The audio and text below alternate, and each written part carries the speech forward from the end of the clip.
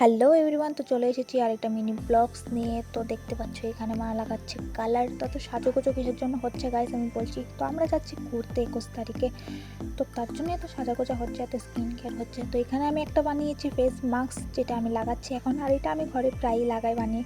তো তোমরা যদি জানতে চাও এটা কী কীতে বানিয়েছি তো প্লিজ কমেন্ট করো, আমি বলে দেবো। আর এটার রেজাল্টটা ভালোই পাই, অত একটা খারাপ হয় না। তো তার জন্য আমি প্রায় ঘরে বানিয়ে এটা লাগাই, ফেস মাস্কটা অনেক ভালোই লাগে।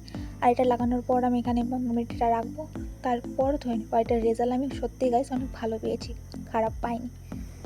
তো টানা 4-5 ঘন্টা ঘুম পাড়ার পর উঠে দেখি বাইরে এখানে লাইট লাগিয়ে দিয়েছে বাবা।